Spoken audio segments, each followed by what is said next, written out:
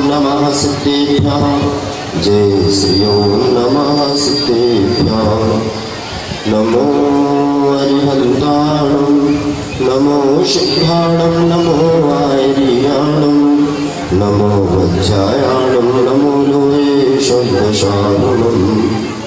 ओंकारो बिन्दुसंयुक्तं नित्यं ध्यायन्ति योगिनः कामिदं मोक्षदं चैव ओंकाराय नमो नमः। अविरल शब्द घनौघा प्रक्षालित सकल भूतल मलकलंकः मुनिकृपासातीत सरस्वती हरतोन दुरितान् अज्ञानतिमिरान्धानां ज्ञानान्यंसलाकयः चक्षुर्मीलितं येन तस्मै श्री गुरुवे नमः। श्री परम गुरुवे नमः। श्री परम्पराचार्य गुरुवे नमः। सकल कलश विध्वंसकं श्रेषां परिवर्तकं धर्म संबंधिकं भव्य जीवनः प्रतिबोधकारकं पुण्य प्रकाशकं पाप प्रणाशनम् इदं श्री जिह्वाणी जी के नामधेयम्। अस्य मूल ग्रंथ कर्तारः श्री सर्वज्ञ देवः तदोत्तर ग्रंथ कर्तारः श्री गणधर देवः प्रतिगणधर देवः। तेषां वचनानुसारेण आचार्य कुंद स्वामी विरचितं श्रोतारा सावधानतया श्रवणतु। मंगलम भगवान् वीरो मंगलम गाति मोहनी मंगलम पुण्यपुण्याद्यो जैन धर्मोऽस्तु मंगलम्। सर्वमांगल्यं सर्वकल्याणकारिकं प्रधानं सर्वधर्माणां जैनं जयतु शासनं जैनं जयतु शासनं जैनं जयतु शासनम्। बोले देवादि देवदार श्री परम प्रभु भगवान की। बोले परम पूज्य आचार्य गुरुवर श्री कुंतु सागर जी महाराज की। परम पूज्य आचार्य श्री पद्मनंद जी महाराज की। परम पूज्य आचार्य श्री इंद्रनंद जी महाराज की। परम पूज्य आचार्य श्री निपुणनंद जी महाराज की। आचार्य सिंह की। बोले सरस्वती जिलवाणी माता की। 10 लक्षण महापर्व की। उत्तम क्षमा धर्म की।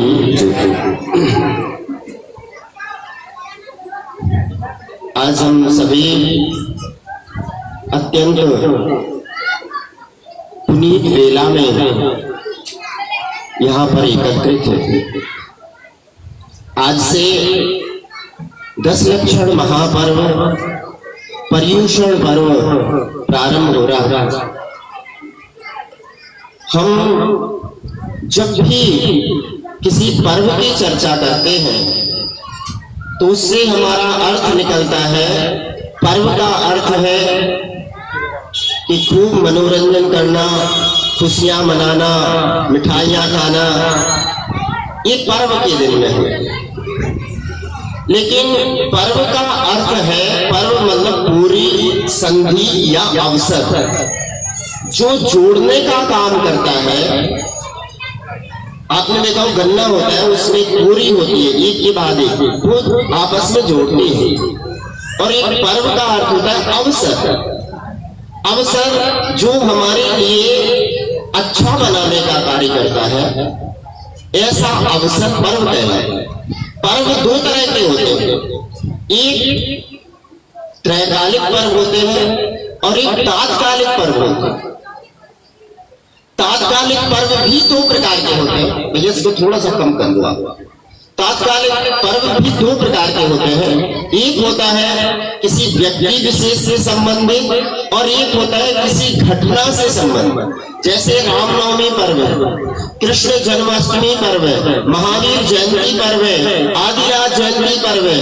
तो ये जो पर्व है ये किसी व्यक्ति से संबंध रखते हैं। जब राम का जन्म हुआ उसके बाद से रामनवमी मनाई जाने लगी। कृष्ण का जन्म हुआ तो कृष्णाष्टमी मनाई जाने लगी। महावीर भगवान का जन्म हुआ तब से हम लोग महावीर जयंती मनाते हैं। तो ये व्यक्ति विशेष से संबंधित। एक होता है किसी घटना से संबंधित, जैसे रक्षाबंधन पर्व। एक घटना घटी उससे रक्षाबंधन पर्व प्रारंभ। होली पे कोई घटना घटी उससे होली पर्व मनाया जाने लगा। दिवाली पर भगवान महावीर को निर्वाण हो गया, गौतम स्वामी को केवल ज्ञान हो गया, एक ऐसी घटना उसमें दीपावली का पर्व प्रारंभ। तो ये किसी घटना से संबंधित पर्व होते हैं और एक किसी व्यक्ति से संबंधित होते हैं। तो ये पर्व जब वो व्यक्ति चला जाता है तो उस कालांतर में लोग फिर भूल जाते हैं, जब उसके बाद दूसरा आ जाता है।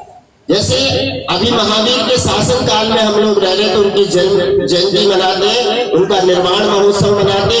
उसके बाद जब भविष्य काल का पहला तीर्थंकर होगा तो फिर लोग उनका जन्म जयंती ज्यादा मनाने लगेंगे और उनका निर्वाण महोत्सव मनाने। इसी तरह से अभी जो घटनाएं हुई उनसे संबंधित पर्व, फिर कोई नई घटना घटेगी उससे कोई पर्व प्रारंभ हो जाए। लेकिन इनके अलावा एक पर्व ऐसा है जो त्रैकालिक है, जो शाश्वत है, जो हमेशा से चला आ रहा है, आज तक वो समाप्त नहीं हुआ। कितनी 24 बीत चुकी और कितनी 24 और होंगी, लेकिन वो पर्व कभी खंडित होने वाला नहीं है, वो हमेशा चलने वाला है। ऐसा शाश्वत पर्व और ऐसा त्रैकालिक पर्व है पर्युषण पर्व। पर्युषण का अर्थ होता है परि उपसमन्तात् दह्यन्ते इति पर्युषणम। परि माने होता है चारों ओर से, उष्यन्ते माने जो जलाता है, किसको? कर्मों को। जो चारों ओर से हमारे आत्मा में जो संचित अनादि काल से लगे हुए कर्म हैं, उन कर्मों को जो जलाने का कार्य करता है, जो चारों प्रकार से हमारी आत्मा में शांति की प्राप्ति कराने वाला है, ऐसा जो पर्व है, ऐसा जो पर्व है वो है पर्युषण पर्व। तो ऐसे पर्युषण पर्व भादो सुदी पंचमी से प्रारंभ होते हैं। अब किसी भैया ने हमसे पूछा कि भाई भादो सुदी पंचमी से क्यों प्रारंभ हो? इसके पीछे एक घटना है, छोटी सी घटना। दो प्रकार के काल होते हैं, एक उत्सर्पणी काल होता है और एक अवसर्पणी काल। उत्सर्पणी काल में धर्म की वृद्धि होती है और अवसर्पणी काल में धर्म का ह्रास होता है। कुल 6 काल होते हैं, 6 उत्सर्पणी काल और 6 अवसर्पणी काल। जब अवसर्पणी काल आता है तो धर्म की हानि होती है और उत्सर्पणी काल में धर्म की वृद्धि होती है। अवसर्पणी काल के बाद जब उत्सर्पणी काल आता है तो अवसर्पणी काल के जब 49 दिन से शेष रहते हैं, उसमें ऐसे लिखा कि 49 दिन तक 7 दिन, ये 7 भाग कर ले, 7 दिन फिर 7 दिन फिर 7 दिन, ऐसे 49 दिन तक 49 दिन तक लगातार कुवृष्टियां होती है। ऐसी संवर्तक वायु चलती है कि सब कुछ समाप्त कर देती और इस सृष्टि का विनाश हो जाता है अवसर्पणी काल के अंत में। इसके बाद फिर उत्सर्पणी काल प्रारंभ होता है। उत्सर्पणी काल जैसे ही प्रारंभ होता है तो वो उस दिन श्रावण कृष्णा प्रतिपदा का दिन, श्रावण कृष्णा प्रतिपदा से लेकर भादो शुक्ला चतुर्थी के दिन तक कितने दिन हुए? 49। इन 49 दिनों में 7 दिन तक लगातार 7 प्रकार की सूवृष्टि होती है, अमृत आदि की बरसात होती है और जो पृथ्वी पूरी विनाश हो जाती है उस पर फिर 7 प्रकार की सूवृष्टियां आने से इसका विकास होता है, जीवों का संचार होता है और जो 72 जो युगल जो अवसर्पणी काल के अंत में देव लोग दयाद्र होकर के उनको पर्वतों की कंदराओं में, नदियों की कंदराओं में जो छुपा कर रख देते हैं उनको बाहर निकालते हैं और उस दिन जो दिन होता है वो होता है भादो सुदी पंचमी का दिन। उस दिन से फिर धर्म का प्रारंभ हो जाता है और उस दिन से हमारा ये पर्व फिर से लहलहाने लगता है। उस दिन से धर्म की वृद्धि होती है और सारे वो 72 जो युगल हैं वो बैठ करके जिनेंद्र भगवान की अर्चना में सबसे पहले भादो सुदी पंचमी के दिन उत्तम क्षमा धर्म की पूजा करके और अपना सौभाग्य मनाते हैं। तो ये जो मैंने घटना बताई है ये पर्युषण पर्व प्रारंभ होने की घटना नहीं है, ये तो काल प्रारंभ की घटना है। प्रत्येक काल में ऐसा होता है, प्रत्येक काल में कितने अवसर्पणी काल बीत गए और कितने अवसर्पणी काल बीत गए, लेकिन ये पर्व हमारा कभी खंडित नहीं हुआ। तो ये शाश्वत पर्व है, त्रैकालिक पर्व है और एक बार मैं और कहता हूं ये सार्वजनिक पर्व है। सार्वजनिक का मतलब है सबके लिए। क्या हमको ये बताइए, क्या क्रोध करना अकेले जैनियों के लिए बुरा है? कि जैनी करे तो क्रोध बुरा है और कोई करे तो क्रोध अच्छा है, ऐसा थोड़ी। ये तो क्रोध जो है सबके लिए हानिकारक है और क्षमा सबके लिए हितकारी है, इसलिए ये सार्वजनिक पर्व है। उत्तम क्षमा धर्म की आवश्यकता जैनी को भी है, ब्राह्मण को भी है, क्षत्रिय को भी है, सबके लिए उत्तम क्षमा धर्म उसकी आत्मा में शांति पहुंचाने वाला है। प्रत्येक जीव के परिणामों में निर्मलता दिलाने वाला है। उत्तम मार्गो कोमलता दिलाने वाला है। उत्तम आर्जो आत्मा में सरलता दिलाने वाला है। उत्तम शौच आत्मा में पवित्रता दिलाने वाला है। उत्तम सत्य आत्मा में जो लगे हुए बुरे कर्म है उनको हटा करके आत्मधर्म को प्रकट करने वाला है। संयम, तप, त्याग, आकिंचन और ब्रह्मचर्य ये प्रत्येक जीव के लिए हितकारी है, इसलिए यह पर्व सार्वजनिक पर्व और सार्वजनिक है और कैसा है, सर्वकालिक है। सार्वकालिक ऐसा नहीं है कि आज से 100 वर्ष पूर्व क्षमा की आवश्यकता नहीं है या 100 वर्ष पहले क्षमा की आवश्यकता थी, आज नहीं है, ऐसा थोड़ी।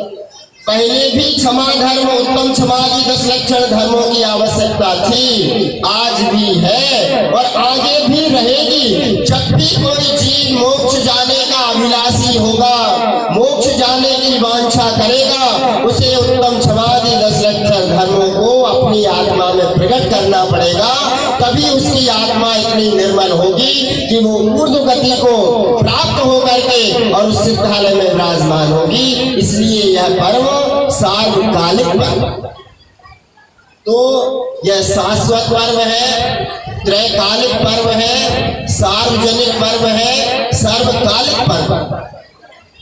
तो ऐसा यह पर्व हमारे जीवन में हमें जगाने के लिए आता, हमें झकझोरने के लिए आता है। ये आत्मचिंतन का पर्व है, आत्म विश्लेषण का पर्व है, आत्म विशुद्धि का पर्व है और आत्म शोधन का पर्व। जैसे कोई व्यक्ति सो रहा हो, उसके ऊपर कोई जाकर के थोड़ा सा पानी लेकर के और उसके मुंह के ऊपर अगर थोड़ा सा पानी डाले तो वो अचानक उठ जाता है, अरे क्या हुआ? उसी प्रकार से हम लोग वर्ष भर सोए रहते, ये 10 दिन उस पानी की तरह है कि जो सोए हुए के ऊपर मुख पर पानी छिड़कता है और वो उठ जाता है। उसी प्रकार से साल भर हम सोए रहते हैं, ये 10 दिन हमें जगाने के लिए पर्व है, हमें झकझोर। अरे क्या कर रहा है भाई, तू सो रहा है? अरे अभी तो आत्मचिंतन करने का समय है, आत्म विश्लेषण करने का। हमने पूरे वर्ष में कितने पाप किए, ये चिंतन करने का पर्व है। आज के दिन बैठ करके हमें आत्म विश्लेषण करते हैं कि मैंने अब तक कितने कर्मों का संचय किया है। हमने प्रति वर्ष इस पर्व को मनाया, लेकिन इस पर्व का वास्तविक जो अर्थ है वो नहीं हम जानते। इसमें लिखा, उत्तम क्षमा मार्गव आर्जव भाव है, सत्य शौच संयम तप त्याग उपाव है, आकिंचन ब्रह्मचर्य धर्म 10 सार है, चौगति दुख ते काढ़ी मुक्ति करतार है। चारों गतियों के दुखों से से निकाल करके उत्तम सुख दिलाने वाला, मुक्ति को कराने वाला यह पर्व है। ऐसा कहा चाहूंगा कि दुख के काट चारों गतियों के दुखों से निकाल कर मुक्ति को कराने वाला यह पर्व है। तो क्या करें, ऐसे ही मनाए जैसे हम आज तक मनाते आए। आज तक हम लोग एक पर्व कैसे मनाते हैं? 10 लक्षण पर्व आया, हमने सुबह पूजा कर ली और शाम के सांस्कृतिक कार्यक्रम कर। कई बार मुझे ऐसे मन में आता है, वो लोग महिला मंडल और फलाने नयुक्त मंडल इंतजार कर 10 लक्षण पर्व आएगा, क्या करेंगे? हाउजी खेलेंगे। 10 लक्षण पर्व हाउजी के लिए आएगा। सोचो तो कहाँ का इसका क्या तात्पर्य और हम कहाँ आ गए? किसके लिए पर्व? ये पर्व हमें जगाने के लिए आया। अरे भाई तू साल भर कुछ नहीं कर पाया, अनंतानुबंधी अगर क्रोध बांध लिया हो तो ये तुम्हें जगाने के लिए आया है। अरे ये सब जो कसाय बांध लिए इसको छोड़ो, अन्यथा भाव भाव में भटकना पड़ेगा। उस कमठ की तरह जिसने पार्श्वनाथ भगवान से वैर माना था, कितने भाव भाव तक उसे भटकना पड़ा, दुख को भोगना पड़ा। और यहाँ यह धर्म है। धर्म की परिभाषा क्या है? धर्म की परिभाषा में लिखा, यो संसार दुखतः सत्वान भरति उद्यमे सुखे। यो माने जो जीवों को संसार के दुखों से छुड़ाकर उत्तम सुख में पहुंचा दे, वही धर्म। ये धर्म। तो क्या हाउजी हमें दुखों से छुड़ाकर सुख में पहुंचा दे? नहीं कर सकते। अरे एक माध्यम जरूर हो सकता है जोड़ने का, लेकिन मुख्य धर्म वो नहीं। मुख्य धर्म ये है कि हमारे उत्तम क्षमा क्या कराता है और हमें उसकी प्राप्ति कैसे करना है, इसको समझाने के लिए उसे किसी लोभ के कारण बुला लिया, इतना ठीक है। मुख्य उसको कर दो और धर्म को गौड़ कर दो, इससे काम होने वाला नहीं। कितने पर्यूषण पर्व आए और आकर के चले गए और हर वर्ष आएंगे। अरे वर्ष में एक बार नहीं, वर्ष में 3 बार पर्व आता है। भादों के महीने में, माघ के महीने में और चैत्र के महीने में 3 बार आता है एक साल में। हर भादों, माघ और चैत्र की शुक्ल पक्ष की पंचमी से लेकर के चतुर्दशी तक ये पर्व आता है। लेकिन हम लोग एक ही बार मनाते। एक बार इसलिए मनाते हैं कि चातुर्मास में आता है, मुनि राजों का हमें सानिध्य मिल जाता है और मुनि राजों के सानिध्य में बैठ कर के हम भगवान की आराधना भक्ति कर पाते हैं, इसलिए इसको विशेष रूप से मनाते हैं। तो आज हमें उत्तम क्षमा धर्म की चर्चा कर और समय मिला आधा घंटे पंडित जी आपको बोलना है, बस ठीक है। इसके बाद नाटक देखेंगे, ठीक है? आधा घंटे सुनो, अगर क्या पता एक आध के परिवर्तन है। इसमें लिखा, पीड़े दोस्त अनेक बांध मार बहुविधि करे, धरिए क्षमा विवेक पियो कोप न कीजिए प्रीतमा। कोप ना कीजिए प्रीत। आज हमें चर्चा तो करनी है उत्तम क्षमा धर्म की, लेकिन यहां से कोप से शुरू हुआ। कोप माने क्रोध। क्रोध नहीं करना चाहिए। इसमें व्याख्या की गई है क्रोध की, इसलिए क्योंकि हमारा सबसे ज्यादा परिचय किससे है? क्रोध से। सबसे ज्यादा हमारा जो नजदीकी संबंध है वो क्रोध से। थोड़ी सी प्रतिकूलता मिलती है कि हमें क्रोध आ जाता है। उत्तम क्षमा धर्म के ऊपर चाहे कितना ही प्रवचन कर लिया जाए, लेकिन जब तक क्रोध को नहीं समझेंगे, क्षमा समझ में नहीं आ सकती।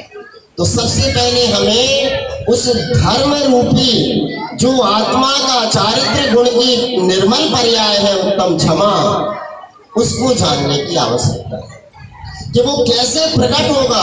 प्रकट क्या, वो हमारी आत्मा में है, लेकिन उसके विभाव रूप में प्रति समय क्रोध क्यों उत्पन्न हो रहा है?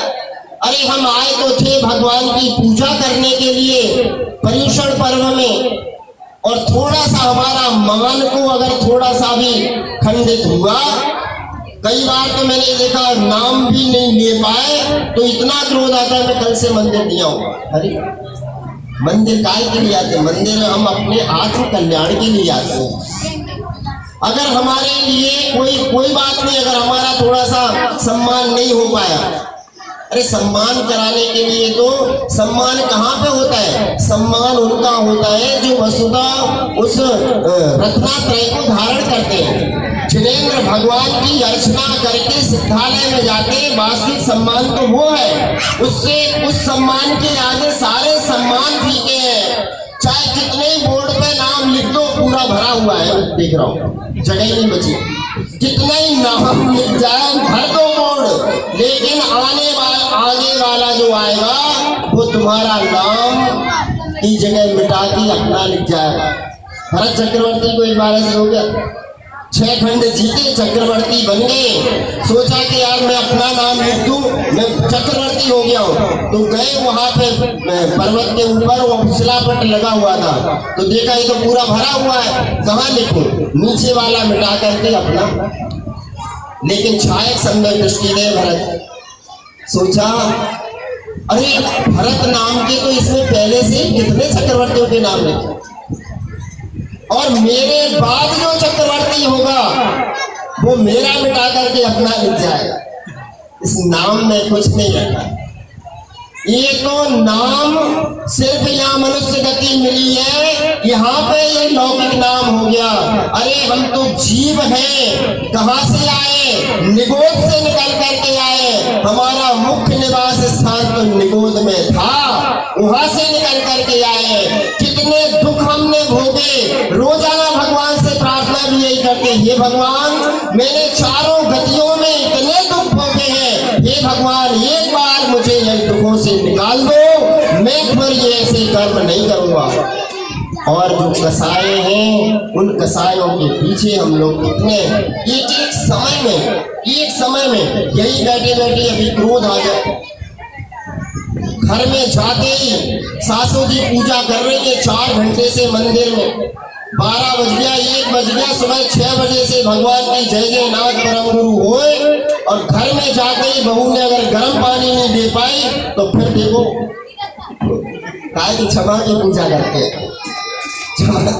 क्षमा की पूजा करके आए हो, और थोड़ा सा अगर उनके अनुकूल नहीं हो पाया, मन के अनुकूल, और तुरंत यह क्रोध कसाय अज्ञानता से प्रारंभ होती है और पश्चाताप पर जाकर के समाप्त होते। एक राजा, ध्यान से सुनिएगा, एक राजा जिसका राज्य चला गया, सुनिए ध्यान से सुनिए, एक राजा जिसका राज्य चला गया, बेचारा वो अपने राज्य से भागा, अपने परिवार को लेकर के चलते चलते चलते अपने ही राज्य के किसी क्षेत्र में जंगल में पहुंचा, और जंगल में जैसे ही पहुंचा प्यास से व्याकुल हो गया। सोचा क्या करूं, प्यास लगी है, क्या करूं? सब जगह ढूंढता है, पानी नहीं मिला। एक जगह देखा, एक पेड़ से एक एक बूंद कुछ टपक रहा था पानी की तरह। उसने कुछ पत्ते इकट्ठे किए और उन पत्तों से एक दोना बनाया छोटा सा, और वहां पे लगा दिया। एक एक बूंद ऊपर से पानी की टपक रही है, दोना भरा, और जैसे ही पीने के लिए होठों से लगाया उस दोने को, एक तोता सामने वाले पेड़ पे बैठा हुआ था, वो ये सारा सब कुछ देख रहा था। जैसे ही राजा पानी पीने वाला था, अचानक से वो तोता आया, उसने पंख मारा और उसका पानी सारा नीचे डूब। राजा ने कहा, मेरा कंठ प्यास से इतना व्याकुलित हो रहा है, मैं पानी प्यास से मरा जा रहा हूं, और इस तोते ने आकर मेरा पानी गिरा दिया। लेकिन वो तो मूक प्राणी था, क्या करता? चलो कोई बात नहीं, फिर से दोना लगाया, फिर वो भरने लगा। वो तोता उड़ करके फिर उसी पेड़ पर बैठ गया, वो सब कुछ देख रहा था। फिर जैसे ही दोना भरा, राजा ने उठा करके और पीने की कोशिश की, फिर तोता आया और फिर उसने पंख मारा, फिर सारा नीचे। इतना क्रोध राजा के मन में अब उत्पन्न हुआ, अरे एक बार तो चलो हो गया, लेकिन ये तोता तो मेरे पीछे ही पड़ गया, मैं मरा जा रहा हूं प्यास से और ये सारा पानी गिरा दे रहा। अब की बार मैं देखता हूँ, यदि अब की बार ये आया तो मैं इसको मार डालूंगा। हंटर एक हाथ से पकड़ लिया, एक हाथ से दौरा लगाया, फिर भरने वाला है। जैसे ही वो भरा, पानी पीने वाला ही था कि इतनी देर में वो तोता फिर आया। तोता आया और सीधा दोनों से टकराया, नीचे गिर गया दोनों। उसने हंटर से जोरदार उसको प्रहार किया तोते के ऊपर। तोता तो तोता था, छोटा सा प्राणी, उससे उसने प्राण पखेरु उड़ गए और वहीं पे मरण को प्राप्त हो गया। राजा सोचता है मेरा कंठ सूखा जा रहा है, मैं मर जाऊंगा प्यास से। चलो देखता हूँ वहीं पर जहां से पानी आ रहा है उसी जगह चल करके देखता हूँ और वहीं पे मैं पानी पी लूंगा। राजा उस पेड़ के ऊपर चढ़ता है, चढ़ा और ऊपर देखा। जैसे ही वहां पर देखता है, देख करके तो जैसे उसके पैर के नीचे से जमीन खिसक गई, हतप्रभ रह गया, आश्चर्यचकित हो गया। अरे धिक्कार है मुझे, मैंने क्या कर दिया? मैंने उस तोते की भाषा को नहीं समझ करके उसे मार दिया। वो देखता है कि उस पेड़ के ऊपर एक अजगर सांप सो रहा था और सोते हुए उसके मुख से वो जहर की लार टपक रही थी, वो एक बूंद उसमें भर रहा है। वो तोता एक मूक प्राणी ये सोचता है ये हमारा प्रतिपालक है, ये हमारा राजा है, ये कहीं इसके जहर से मर ना जाए। वो उसकी रक्षा करने का भाव मन में लेकर के बैठा था और इधर राजा ने बिना सोचे अज्ञानतावश उसको प्राण पखेरु उड़ा दिए। तो यह क्रोध अज्ञानता से प्रारंभ होता है और बाद में पश्चाताप पर समाप्त होता है। एक जगह लिखा ध्यानत राय जी ने, ध्यानत राय जी लिखते हैं, गाली सुन मन खेद न आनो, गुण को गुण कहे अयानो, कहे अयानो वस्तु छीने बांध मार बहु विधि करे, घर ते निकारे तन विहारे, पैर जो नाता धरे। इसका नाम है उत्तम क्षमा। उत्तम जो शब्द लगा है ना प्रत्येक धर्म के साथ, उत्तम शब्द का अर्थ है सम्यक दर्शन। सम्यक दर्शन पूर्वक होने वाली क्षमा ही उत्तम क्षमा है। अर्थात गाली सुन, अगर कोई अपन को गाली दे तो क्रोध नहीं आए, ऐसा होता है? कोई गाली देवे और गुस्सा नहीं आए, का अगर गुस्सा नहीं आए कोई उत्तम क्षमा है। और गाली भी दे, चलो ठीक है हमने क्रोध नहीं किया, गाली सुन ली। और गुण को अवगुण कहे अयानो, जो अवगुण हमारे अंदर नहीं है, अगर कोई ये कहने लग जाए कि शराबी है, व्यसनी है, और जबकि अवगुण हमारे अंदर नहीं है, तब तो गुस्सा आना चाहिए। जब अवगुण है ही नहीं और वो हमारे ऊपर ऐसे लांछन लगा रहे तो क्रोध आना चाहिए कि नहीं? क्यों? अच्छा है ना, आना चाहिए। क्यों? वो यही कहते हैं कि गुण को अवगुण कहे अयानो, जो अज्ञानी लोग हैं अगर हमारे अवगुणों का भी व्याख्यान करने लग जाए, और अकेले में नहीं, मंच पे खड़े होकर माइक लेकर के आकर का उस समय भी क्रोध नहीं आए तो उत्तम क्षमा। चलो ठीक है, यहाँ तक हो गया। अब गुण भी सुन लिए। वस्तु छीने, कोई अगर वस्तु छीन ले जाए तब तो गुस्सा आएगा ना। वस्तु छीने, वस्तु छीने के लिए उन्होंने ये लिखा, किसी मुनि महाराज का अगर पिछी छीन ले जाए, कमंडलू ले जाए, शास्त्र उठा करके ले जाए तो भी क्रोध उत्पन्न न होवे, इसका नाम उत्तम क्षमाधन। बहुत ऊंची बात है। चलो ठीक है, वहां तक क्रोध नहीं आया। फिर उन्होंने कहा बांध मार बहुविधि करे, बांध देवे रस्सी से, दोनों हाथ बांध दे, मार और मारने लग जाए। अरे मुनि महाराज के सिर के ऊपर जलती हुई सिगड़ी रख दी गई, उनके दोनों हाथों में ऐसे लोहे के जलते हुए, अग्नि में जलते हुए कणों को उठा करके हाथों में पहना दिया गया, तो भी उनके क्रोध उत्पन्न नहीं हुआ और वहां समता परिणाम धारण किए। इसी का नाम उत्तम क्षमा है। ऐसे धन्य है वो पांडव मुनि महाराज जिनके लोहे के ऐसे जलते हुए कड़े पहनाए और उन्होंने क्रोध उत्पन्न उनके नहीं हुआ। गजकुमार मुनि महाराज के सिर पर जलती हुई सिगड़ी रख दी। तब वो उत्तम क्षमा है। कहा ठीक है, बांध मार बहुविधि करें, चलो यहाँ तक हो। फिर घर दे निकाले, कोई घर से निकाल दे में फिर सीधे जाकर के थाने में। क्यों? कोई अगर घर से निकाल दे तो क्या करो, गुस्सा करोगे कि नहीं, गुस्सा आएगी कि नहीं? थाने में जाकर के रिपोर्ट करा देगा, केस चल जाएंगे। उन्होंने कहा घर से निकाले तन विदारे, पैर झूना कहाँ धरे। माता सीता ऐसा कहती है कि हे लक्ष्मण, इसमें तुम्हारे भाई का कोई अपराध नहीं है, इसमें तुम्हारे भाई की कोई गलती नहीं है, मेरे ही कोई पूर्व जन्म के खोटे कर्म होंगे जिससे मुझे तुम्हारे भाई ने घर से निकाल दिया। उनको कहना कि मेरे मन में उनके प्रति कोई द्वेष भाव नहीं है, लेकिन जिस प्रकार से लोकापवाद के कारण मुझे निकाल दिया, उसी प्रकार से अगर कभी लोकापवाद हुआ तो उनको कहना जैन धर्म का रास्ता मत छोड़ देना, क्योंकि यही सबसे बड़ा धर्म है। इसका नाम है उत्तम क्षमा। किसी ने हमसे पूछा कि हमको सिर्फ 2 पंक्तियों में समझा दो उत्तम क्षमा धर्म क्या है और क्रोध क्या है।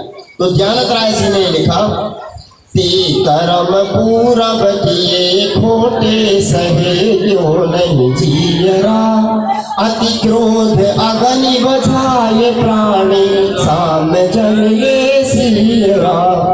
वो कहते हैं कि जब जब क्रोध उत्पन्न हो आत्मा में, क्योंकि क्रोध तो आता है, लेकिन जब जब क्रोध आए तो यह भावना भाई वो कि ते कर्म पूरब किए खोटे, हमने ही कोई खोटे कर्म किए होंगे जो ये हमें गाली दे रहा है, हमें मार रहा है, हमारे अवगुणों को कह रहा है, मुझे घर से निकाला जा रहा है और मुझे ऐसे अलग अलग प्रकार के दुख सहने पड़ रहे हैं, ये सब मेरे ही कर्मों का फल है। अगर ऐसा मन में एक बार आ जाए तो कहते इससे बड़ा और कोई धर्म नहीं। यही बात मन में जब जब क्रोध आए तो ये कहे, ये सोच ले मन में हमारे कर्मों का फल, हमने कोई कर्म। मैंने देखा ज्यादातर महिलाएं कहती है, पंडित जी हम तो सबका अच्छा करते हैं, लेकिन हमारे साथ ही ऐसा क्यों? ये उनका सबका ये प्रश्न है, मतलब कॉमन प्रश्न। हम किसी का बुरा नहीं करते, हम सबका अच्छा करते हैं, लेकिन हमारे साथ। मैंने कहा उनको ये एक लाइन याद कर, ते कर्म पूरब किए खोटे। हम लोग सोचते हैं ऐसा कि हम सबका अच्छा करते और हमारा बुरा हो, ऐसा नहीं। हम लोग भी बार बार में ये भावना नहीं बना पाते ना। कई बार हमारे मन में ये भावना आ जाती है, जैसे कह देते ना तुम्हारा सत्यानाश हो जाए। ऐसा कह देने मात्र से भी हमारे अशुभ कर्मों का बंद हो जाता है, हमारे बंद हो जाता है। उसका होना होगा जो होगा, वो उसके कर्मों के अनुसार उसका अच्छा या बुरा होता है प्रत्येक जीव का, लेकिन हमारे द्वारा किसी भी जीव के प्रति खोटे भाव आने से हमारे कर्मों का बंद हो जाता है। तो ऐसे आज के इस पावन दिन पर हम सबको ये पंक्ति याद करनी है कि ते कर्म पूरब किए खोटे, हमने ही कोई पूर्व जन्म में खोटे कर्मों का बंध किया होगा, उन कर्मों का फल हमें प्राप्त हो रहा है। एक दृष्टांत मैंने पढ़ा महाभारत में, जब द्रोणाचार्य महाभारत में पांडवों के गुरु थे कि नहीं, द्रोणाचार्य, उन द्रोणाचार्य का एक बेटा था अश्वत्थामा। उस अश्वत्थामा ने छिप करके जब द्रौपदी के 5 पुत्रों का वध कर दिया और उनको पांडवों को पता चला, तो अर्जुन ने अश्वत्थामा को पकड़ लिया, पकड़ करके द्रौपदी के सामने खड़ा कर दिया। द्रौपदी बोलो इसको क्या सजा दी जाए, क्या इसकी गर्दन काट दे? उस समय द्रौपदी अपने पुत्रों के अवसाद में, अपने पुत्रों के वियोग में, दुख में इतनी व्याकुलित थी। उसको अश्वत्थामा को देख करके उसके मन में आया, मेरे 5 पुत्र तो चले गए, अब वो वापस आने वाले नहीं है। वो कहती, हे आर्य, हे अर्जुन, यदि तुमने अश्वत्थामा को मार दिया तो तुम्हारी जो गुरु मां है, जितना दुख मुझे अपने पुत्रों को हो रहा है उतना ही दुख उनको अपने पुत्र का भी होगा, इसलिए इनको क्षमा कर दिया जाए। क्या इतना बड़ा हृदय, इतनी बड़ी क्षमा का कोई दृष्टांत अपन को मिल सकता है? द्रौपदी का जैसे ये समाचार सर्वत्र पहुंचा, पांडवों में सर्वत्र उसकी जय जयकार हो गई।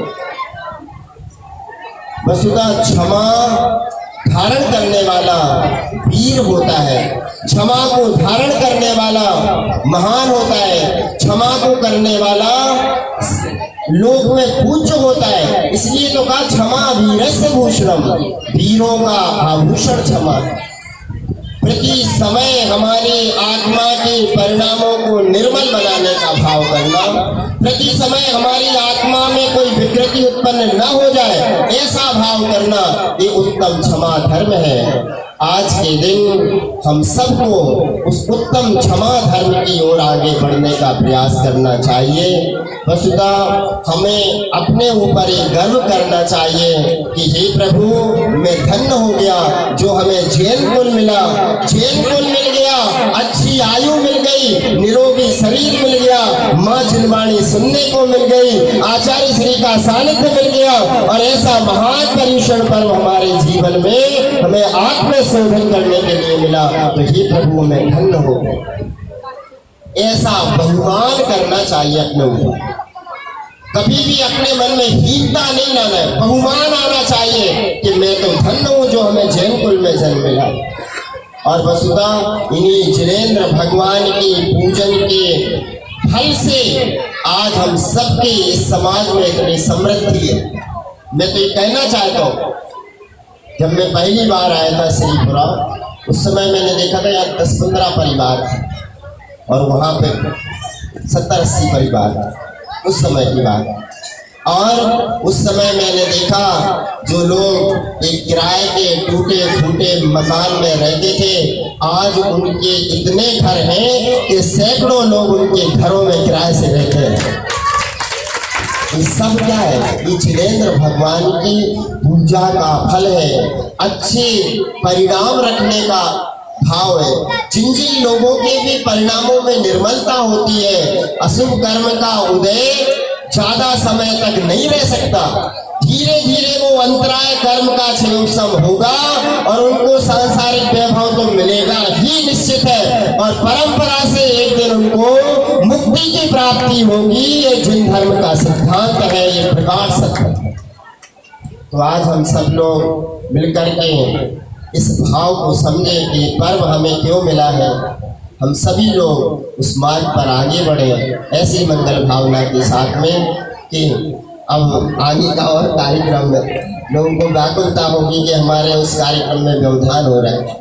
तो इसी भावना के साथ में आज विराम लेता हूँ। कल उत्तम मार्दव धर्म की चर्चा अपन यहाँ पे रखेंगे।